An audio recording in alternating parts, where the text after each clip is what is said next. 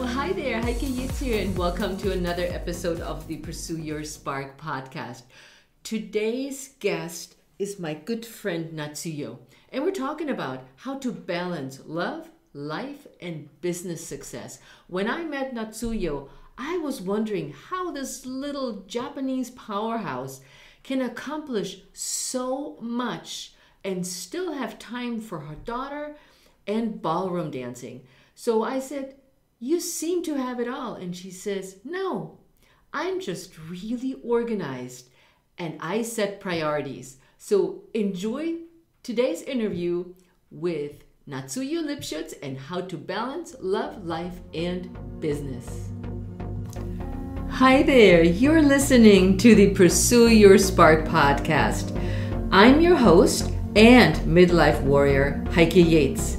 And on this show, we're talking about fitness, nutrition, and mindset strategies for women in midlife. Plus, our fierce guests on the show share their stories to help you reclaim your power to spark an authentic life. Today's guest is Natsuyo Lipschutz. She's the managing principal of her strategy consulting firm, Aspire Intelligence. She's also an executive consultant of the global speaking consultancy, Breakthrough Speaking. In addition, Natsuyo is a TEDx speaker and the best-selling author of The Success Blueprint, which she co-wrote with world-renowned business speaker Brian Tracy. Welcome to the show, Natsuyo. Thank you. Thank you for having me. It is so exciting to have you on the show because when we met at Heroic Public Speaking in the speaker course, even before meeting, we had this mutual connection between Japanese culture and German culture. Yeah, that's right. And we talked about how similar they are in organization. Exactly. Yeah, I actually have a half Japanese, half German friend. So it's really interesting to talk to her about cultural stuff too. Yeah, and so when we were in the speaker Very course similar. for the whole weekend, we both are like, we have very a certain similar. way of... Yeah. Now, speaking of that, Natsuyo, did you grow up in Japan? Yes, I was born and raised in Tokyo, Japan, and when I was a junior in college, I had an opportunity to come to the US as a one-year exchange student. And after 1 year, I went back to Japan and graduated from college there, and then came back to the US, to New York, for my first job.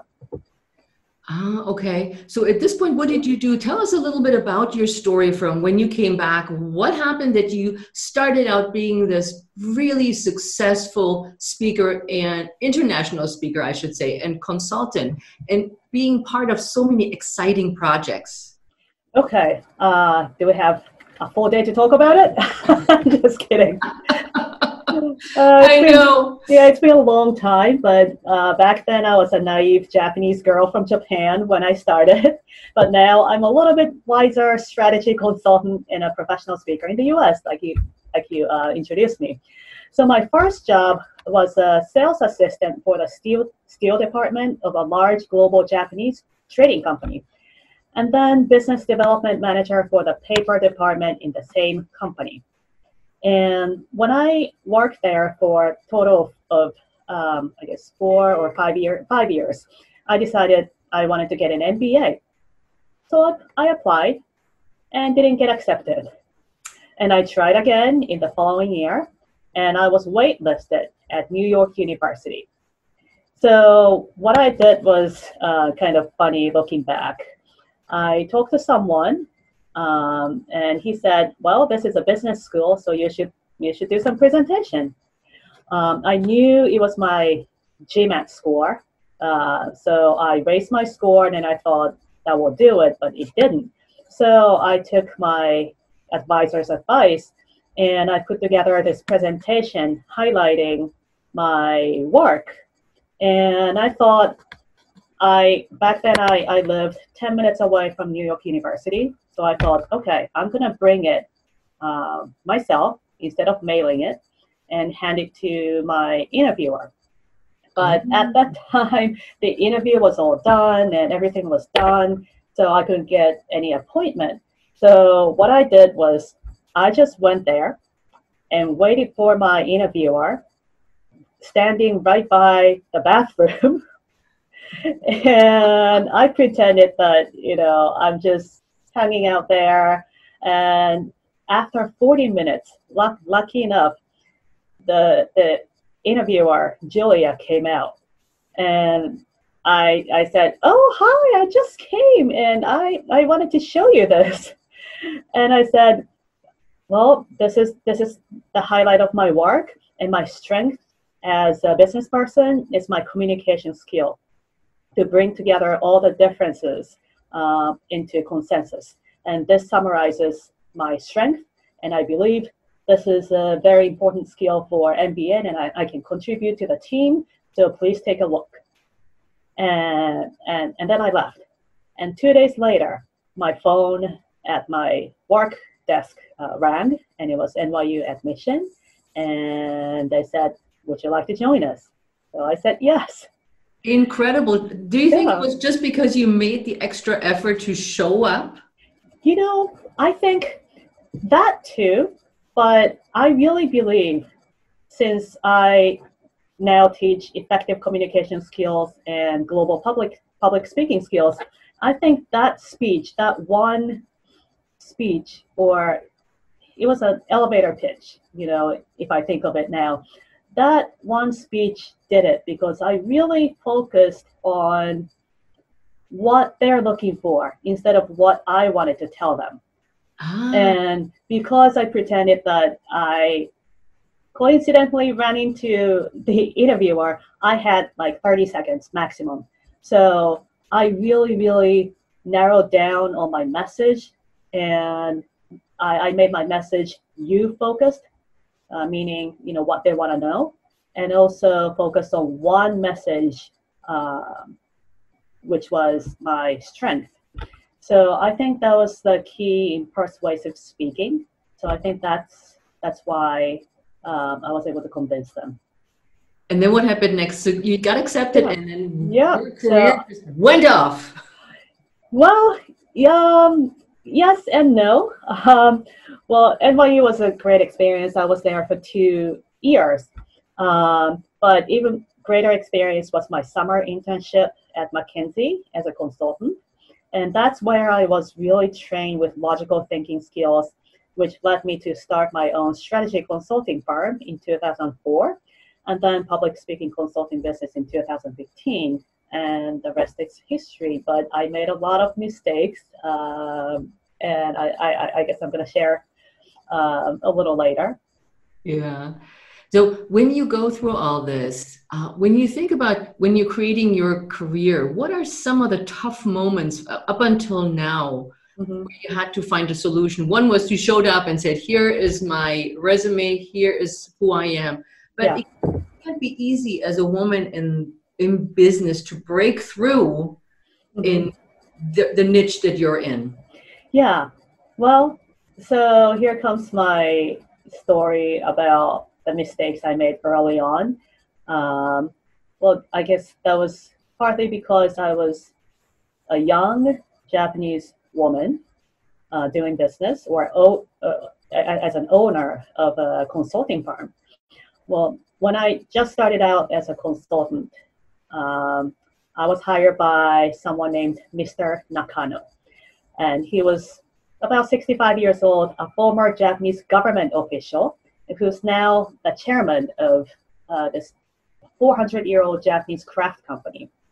And he had his strategy all laid out, but he wanted to make sure that his strategy is going to work in the US. So he decided to hire me. And I conducted an extensive research and analysis, as I always do as a strategy consultant. Then I thought, his strategy is not going to work. So I put together a very different strategy, explaining why his strategy is not going to work and why mine would. And in my mind, it was very clear, very logical, no room for argument. And I was so proud of my work. And I attached a masterpiece presentation in email, put Mr. Nakano in the recipients field, and I CC'd everybody in the team. And the next day, I received the shortest email from Mr. Nakano, and it was just 2 words. And it said, "Call me." And I said 2 words to myself, "Oh, shoot." Oops. Yeah. And I called his direct line in Japan, and the first thing I heard him say was, "Who do you think you are?" Wow. And yeah, and I was thinking, well, I'm your consultant. You hired me. Who do you think you are? But I kept it in my head. But then he said, "You're fired." No way. Yep. I was hired and fired in just a matter of few months. And looking back, I think a lot of factors are involved.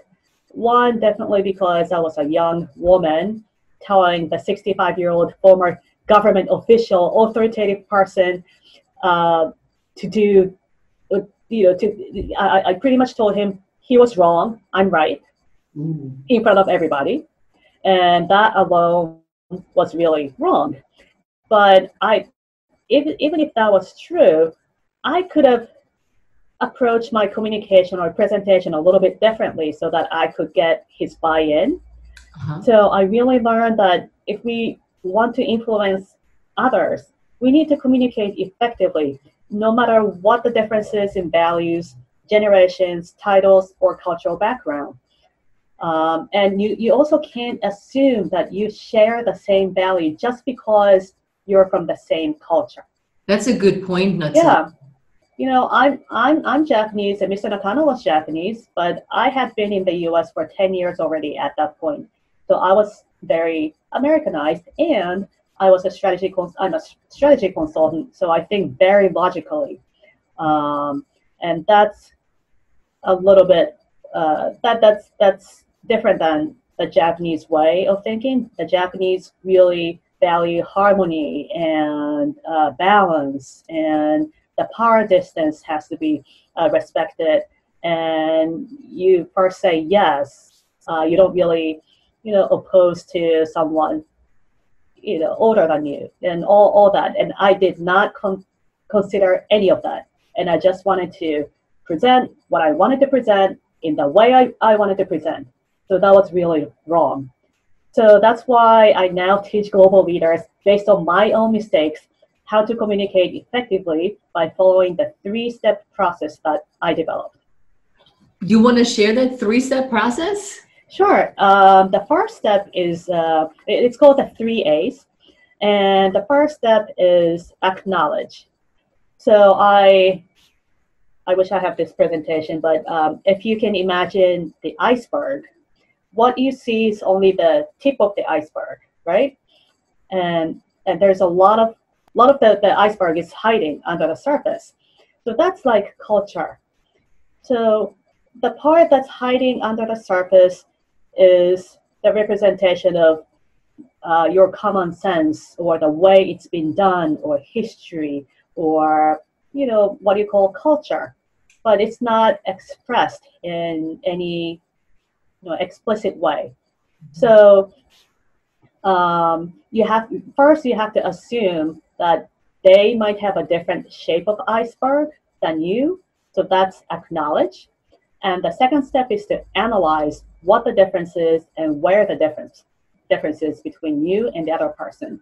And I introduce famous cross-cultural models, and one of them is high context, low context. In easy terms, high context means you use fewer words to express more. So you need to infer a lot of things from just simple words. For example, if the high context person says, "Oh, that's difficult," it doesn't actually mean it's difficult, but it means no, because it's difficult to achieve it because of this and that, but it's not nice to say this out straight out and so directly, to say no. So I would say, it's difficult, but please understand I'm really saying no. So Wow. it's your job to understand what I'm really trying to say. So that's high context. So low context is a complete opposite. What you hear is, what you hear is what you get. So there is not much room for inference. So if you say it's difficult, oh, okay, so this is a difficult challenge. So if I overcome this difficult challenge, I'm going to get promotion. I'm going to get, a raise. So it's this high context, low context difference makes a huge difference in interpretation. So using the tool like that and more tools that I introduce in corporate trainings, we first analyze yourself and the person you have most difficulty communicating with, and see where the gap is and where you need to close the gap. So that's step number 2, analyze. And step number 3 is adapt. So now that you know there's a gap in certain places, you need to close the gap and adapt your approach. And one way to do it is active listening, and especially asking good questions. Because especially if you are a low context person talking to a high context person, you don't get much information by just having the high context person express themselves, because they don't rely on verbal messages. So it becomes really critical to ask good questions. Good questions meaning a type of question that digs out important information. So if you ask like, oh, so what did you do today? How was your weekend? That's not a great question. You don't get many insights. But if you ask something like, so why is it that you are so interested in learning communication? Then the other person has to really think about the question and dig deeper into themselves and then answer in more details. So that's that's a good question. So those are the 3 steps: acknowledge, analyze, and adapt. And when I do a corporate training, I go in deeper details and exercises and more examples, so that the global leaders can be equipped with a better Yeah. communication skills. You know what? These 3 strategies are already helpful for anybody, because I'm listening, I'm thinking, okay, I need to take notes, but then I ask questions so I actually get better answers. That is so helpful in any Yeah. style. And in business in particular, when you like you deal with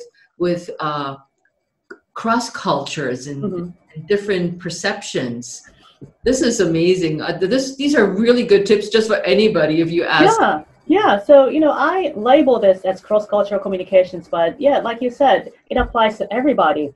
And I define culture as not just US and Japan, like country to country, but also, everyone has a different background, different upbringings, and, different values. So pretty much everyone has his or her own culture.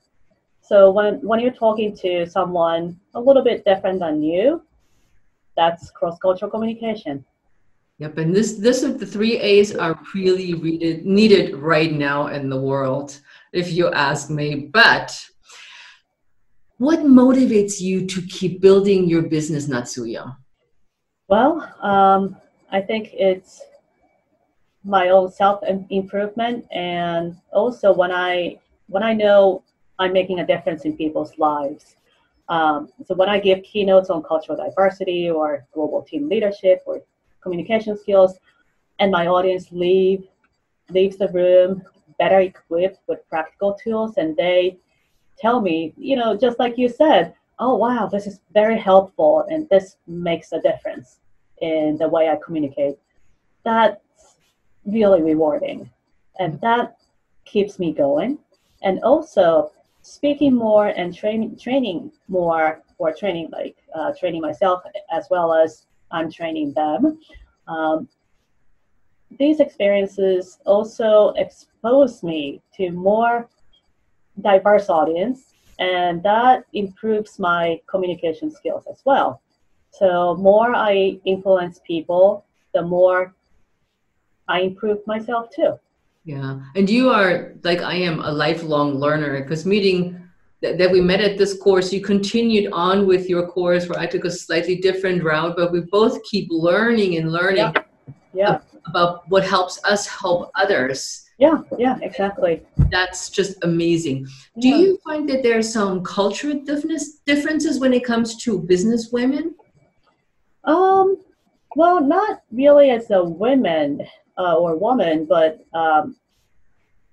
well, coming from Japan, I just talked about high context, low context. Japan is a very high context country, and US is a very low context country.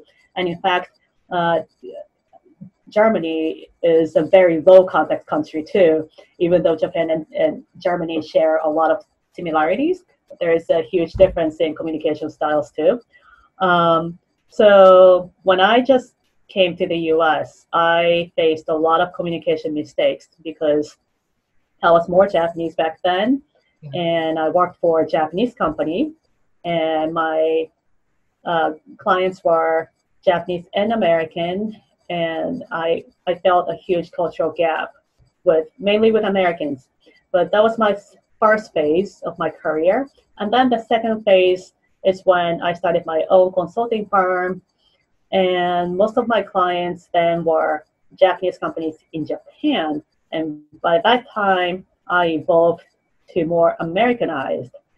So I experienced a big cultural gap with Japanese as a Japanese person and made a lot of communication mistakes, like that Mr. Nakano story. Yeah. But the third phase is now, and I'm a professional speaker and a strategy consultant, and I teach the global leaders effective cross-cultural communication skills. Yeah. It is interesting because you could keep going back and forth, because I see you on Facebook. It's like, oh, there she's back in Japan, and then she's back here. And it's almost like you put on a different pair of shoes each time to step into that environment. Mm-hmm.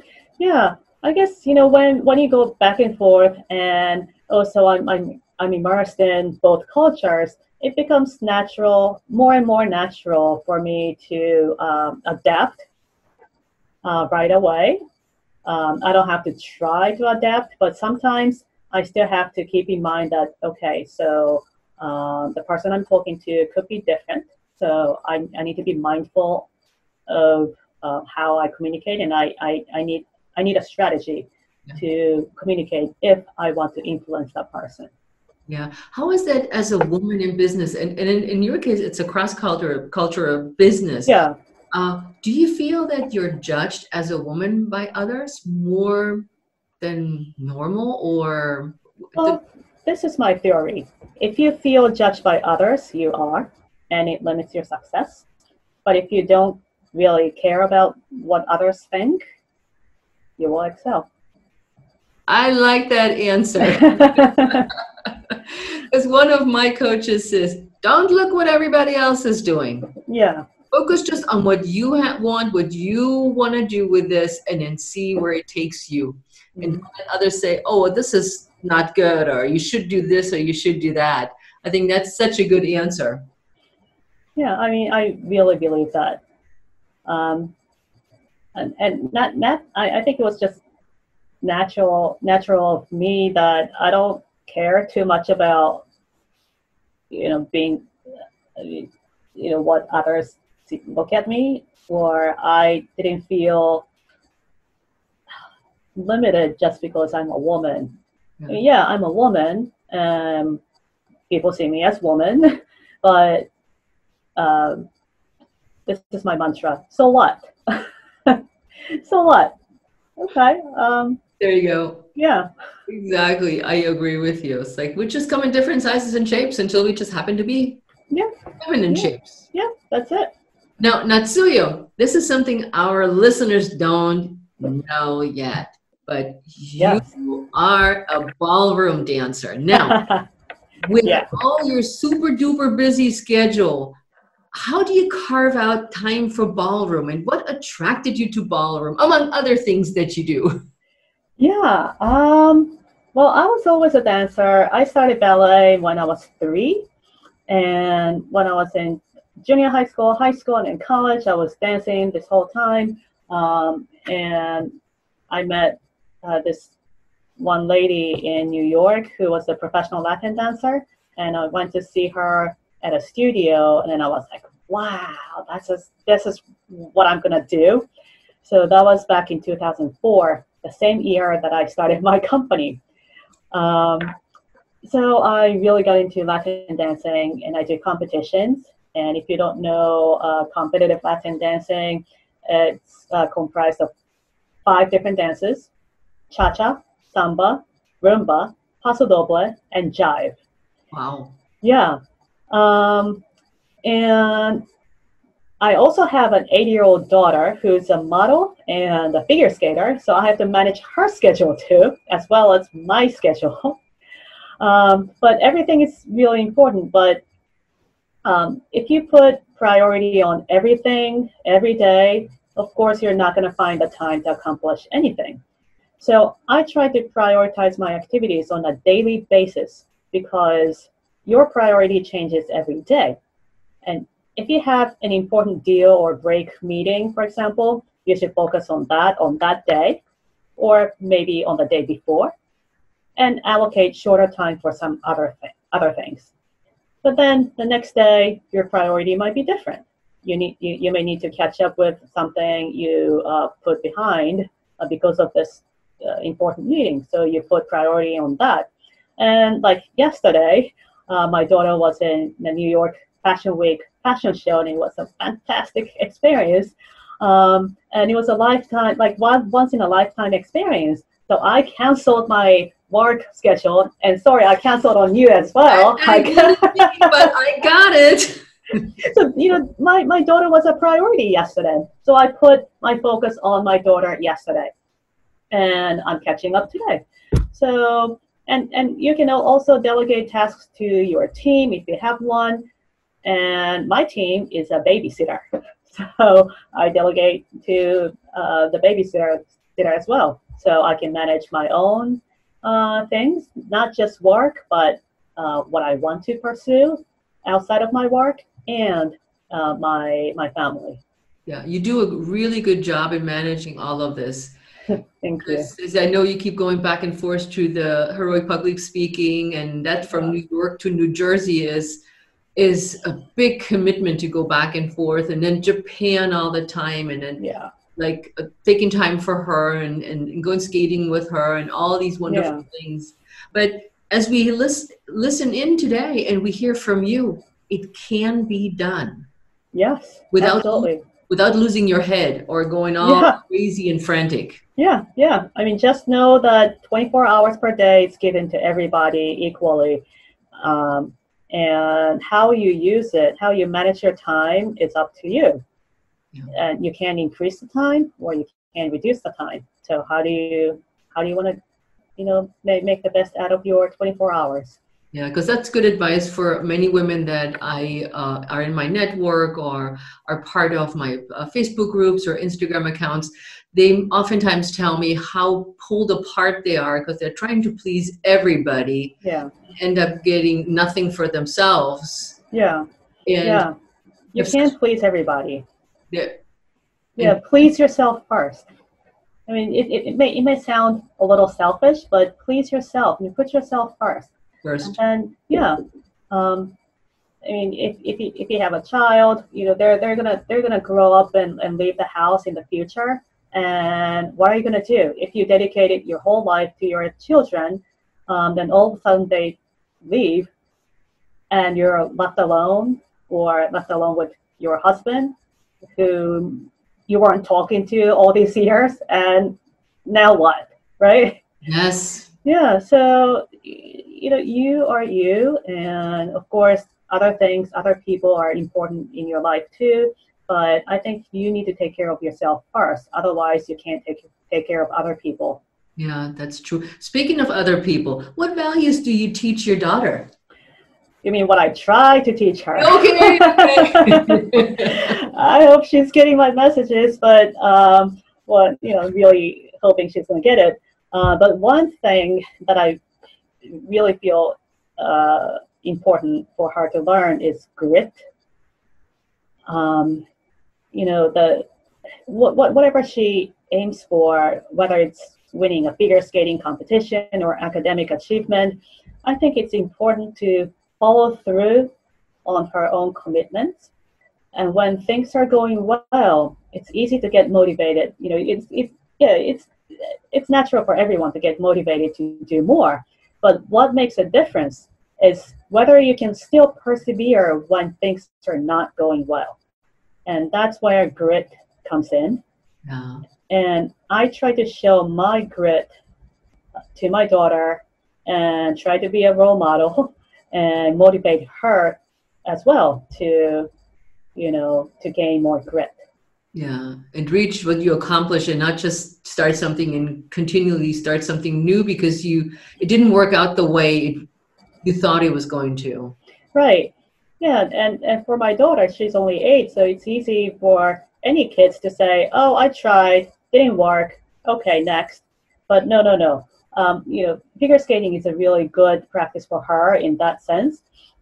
She doesn't. I don't need her to go to the Olympics, but what I really want her to learn is you can set the goal. For example, she wants to master this single axel jump, and she keeps trying until she hits it. And then there is the next goal, maybe double axel, and she keeps trying. And when she fails, she has to figure out what went wrong and what she was doing right. So she needs to be a little more analytical about the situation or the way she was doing and try new things and keep going. So I think that's grit. Having grit will allow you to have the analytical skills and also perseverance and setting goals and meeting the goal and set the bar higher and higher on your own and keep going. Yeah. And that's a life skill. Yep. And that's another good lesson. You're just full of lessons today. I'm on fire. Now, let's take a step back into self-care. You're a cancer survivor. Do you want to share a little bit about this with our listeners? Sure. It was 2017 when I found out. And it was interesting. It was the day before my speech contest. Oh. Yeah. So I was practicing for my contest, and then the news came in. So 2 things came into my mind. First, of course, about my daughter. I didn't want to scare her. So it was really up to how I react to the situation. And second, I thought, I need to tell this story to the world as a speaker. And I really wanted to share my story because there are a lot of cancer patients or cancer survivors, but what I'm going through is my own unique story, my own unique viewpoint, and my own unique messages. So I really wanted to share this story to the world. And that's when I realized, I think I'm destined to become a professional speaker, and I want to speak. Mm-hmm. So I decided to become a professional speaker at that time because of the cancer.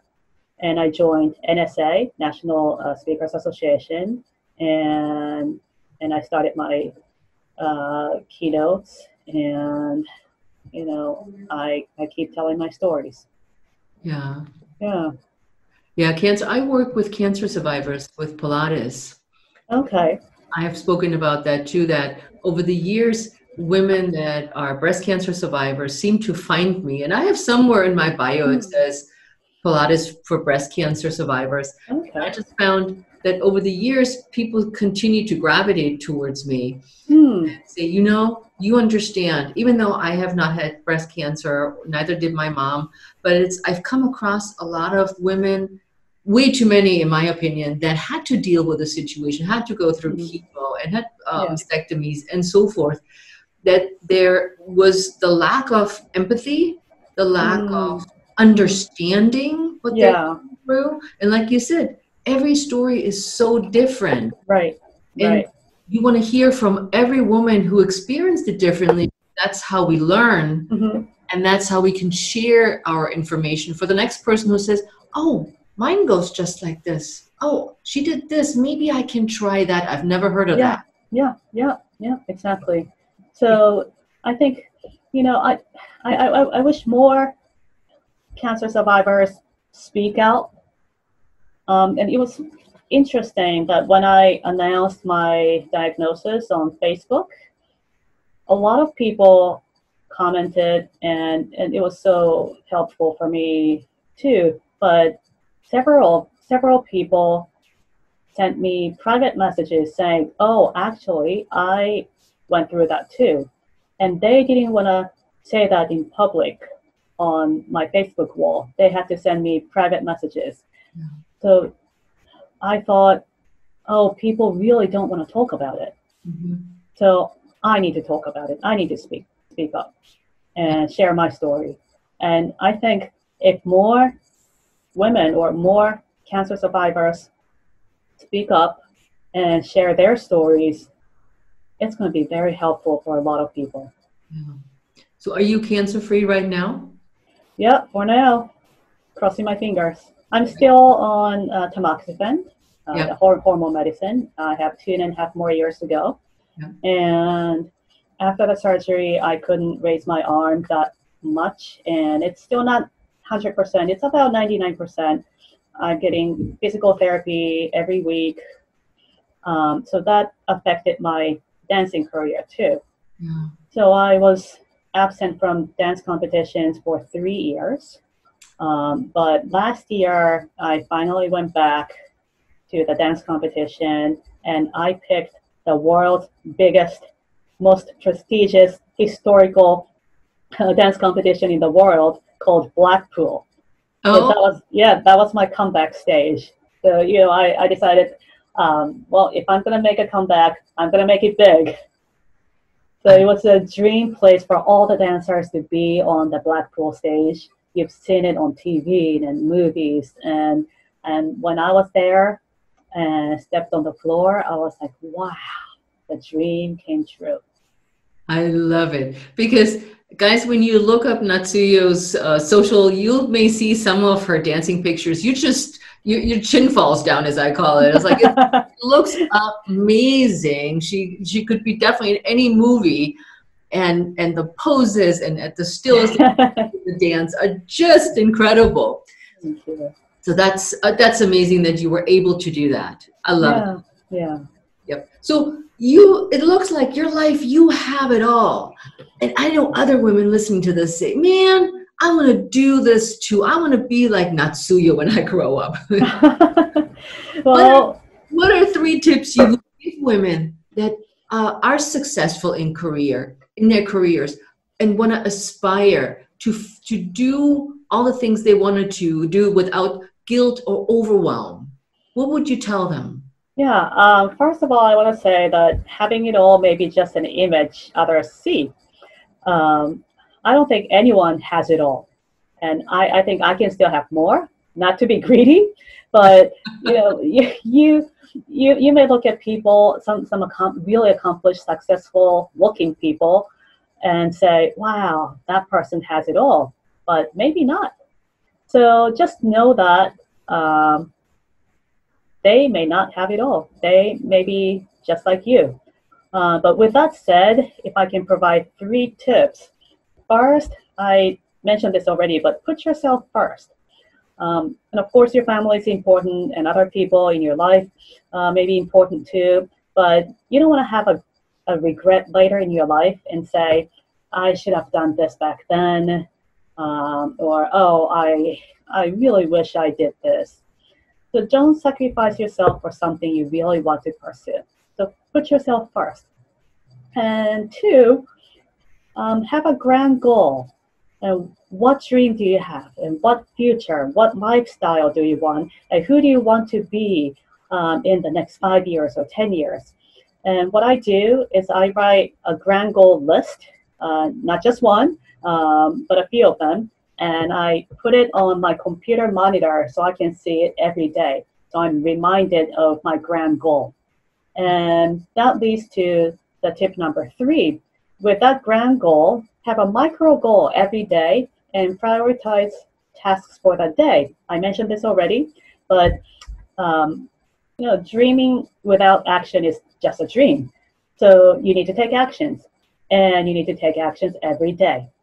So what I do is every morning on my commute, in my case it's a subway ride in Manhattan, I think about things I need to do today, just in my head, and just quickly prioritize my tasks for that day.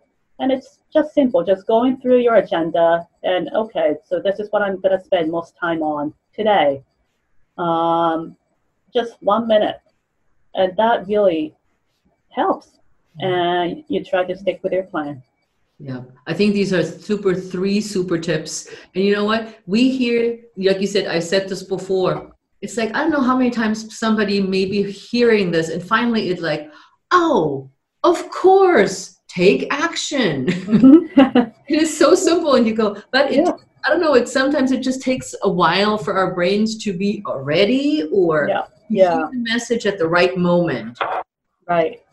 So Natsuyo, how can people learn more about you and reach out to you and hire you or find you as a coach? So where can they reach out to you? Yes, there's a speaker website, natsuyolipschutz.us.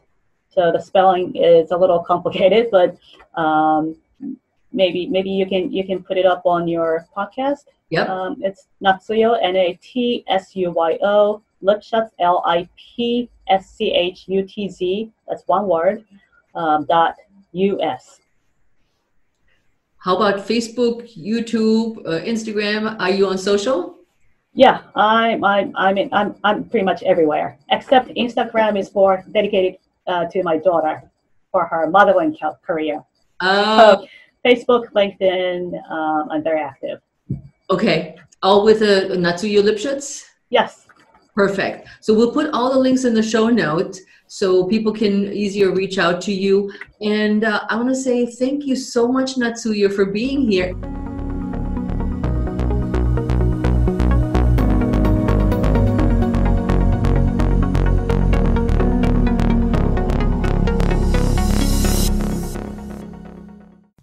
This episode was just packed with helpful strategies and things that you can do so you can reach the goals that you set for yourself in your business, in your life.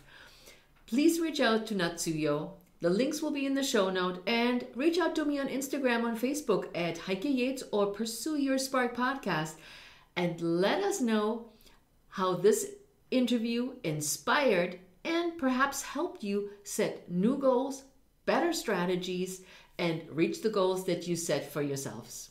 So with this, my friend, thank you so much for being here. Have a most amazing day. And if you're not yet subscribed to iTunes, please do so. And while you're there, leave a review. Thank you so much for being here. Have the most awesome day. Ciao.